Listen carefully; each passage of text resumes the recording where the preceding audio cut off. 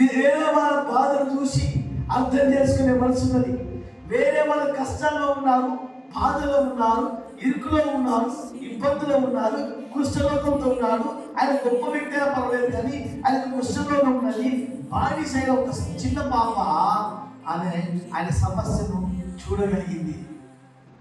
ఆమె అందరి ఆమె మీరు మార్పు నొంది చిన్న బిడ్డ ఉండి వారైతే మీరు పర్వత రాజ్యం వెళ్తారు కదా. ఆ చిన్న బిడ్డలకు ఎలాంటి హృదయం అంటే చూసే హృదయం ఉన్నది. చూస్తే సరిపోదు, దానికి పరిష్కారం కూడా ఆ చిన్నది చెప్పింది.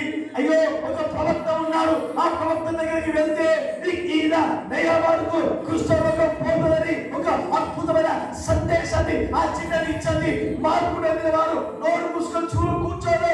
మార్పు నొందిన వారు వేరే వాళ్ళ బాధ, వేరే వాళ్ళ కష్టం, వేరే వాళ్ళ వేదన, వేరే వాళ్ళ అవమానం, వేరే వాళ్ళ శ్రమలన్నీ చూసి వాళ్ళకు సమాధానం ఏం చెప్తారంటే, మా సంఘానికి మీరు తీసుకొని రాష్ట్రాలు, ఎందుకంటే మా సంఘంలో అద్భుతాలు జరుగుతాయి, మా సంఘంలో విశ్వాసం ఉన్న వారికి స్వస్థత కలుగుతుందని